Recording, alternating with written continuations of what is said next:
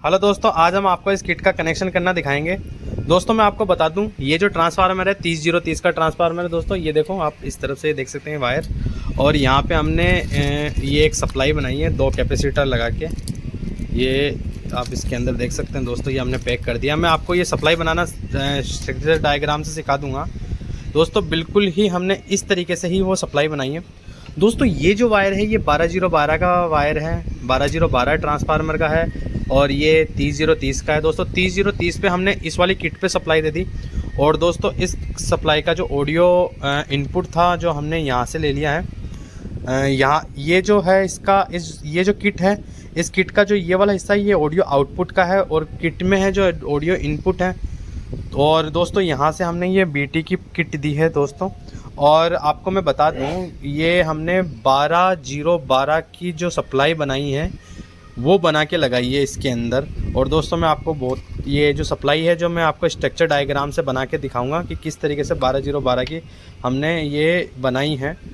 तो दोस्तों पहले मैं आपको इसको टेस्ट करके दिखा देता हूँ मैं।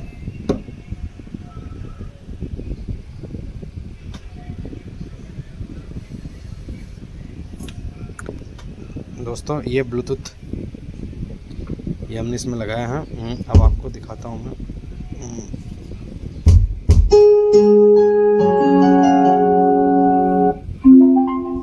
आप ये देख सकते हैं दोस्तों, एकदम अच्छे से वर्क कर रही है। और दोस्तों अगर हम इसके अंदर ये 12012 न बना के अगर हम इसमें 12 वोल्ट ही देते हैं दोस्तों, जैसे ये वाला चार्जर है, इस वाले चार्जर में सिर्फ 2 ही वायर हैं। आप ये देखें,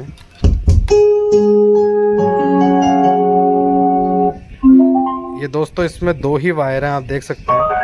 और अगर आप इसमें यहाँ 2 ही वायर देंगे दोस्तों इस जगह पे, ये रहा इसकी पावर सप्लाई का यहाँ से दोस्तों, अगर यहाँ से अगर आपने इसका माइनस का ये रखा और प्लस का ये रखा, अगर 2 ही देंगे तो दोस्तों इसके अंदर आपको एक साउंड ऐसे जैसे स्पीकर ऐसे करता है ना, भर, इस तरीके का साउंड सुनाई देगा। तो दोस्तों अब आपको डायग्राम बना के दिखाता हूँ। तो दोस्तों आप इसका डायग्राम यहाँ से देखें।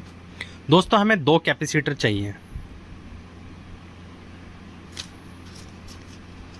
इस तरीके से दोस्तों आप 2 कैपेसिटर ले सकते हैं।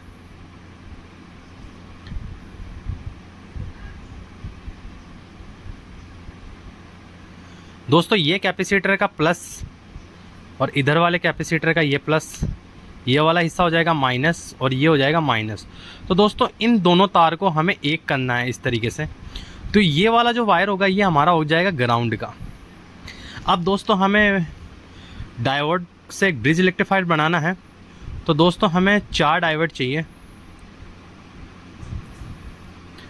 तो दोस्तों ये आपको वैसे ही डायग्राम बना के दिखाता हूँ। जैसे ये डायोड है, 1 डायोड, 2 डायोड, 3 डायोड, और ये हमें 4 डायोड लेना है। ये डायोड के प्लस के हिस्से हो जाएंगे, ये इस तरीके से।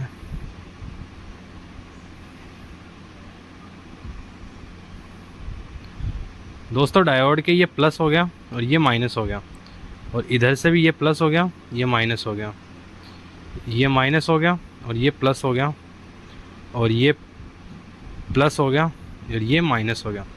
दोस्तों इन दोनों तारों को हमें एक कर देना है, और इन दोनों तारों को हमें एक कर देना है। ये जो प्लस प्लस है आगे वाले, इन दोनों प्लस को हमें एक कर देना है, और ये जो दोनों पीछे के माइनस है इन दोनों माइनस को एक कर देना है। दोस्तों ये जो माइनस वाला हिस्सा हो जाएगा ये हमारे कैपेसिटर पे चला जाएगा।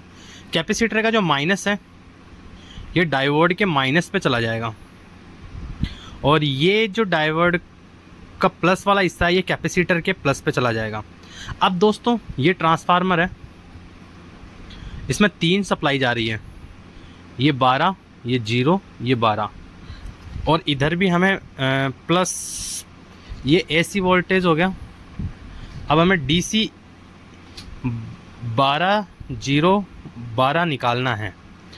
तो दोस्तों ये जो ग्राउंड का हिस्सा है ये ग्राउंड चला जाएगा यहाँ पे ट्रांसफार्मर के इस माइनस पे, और ये जो प्लस का हिस्सा है ये चला जाएगा कैपेसिटर के इस प्लस पे, और ये जो कैपेसिटर का प्लस है ये दोस्तों यहाँ चला जाएगा। तो दोस्तों ट्रांसफार्मर के ये जो 3 वायर हैं ये डायोड के एक तो इधर जुड़ जाएगा, एक इधर और एक कैपेसिटर के इधर। और अब आपको दोस्तों 3 वायर निकालना है। एक तो यहाँ से निकाल लो, एक कैपेसिटर के यहाँ से निकल जाएगा, एक इसका ग्राउंड हो जाएगा। दोस्तों ये -12 वोल्ट हो जाएगा, ये 0, ये +12 वोल्ट।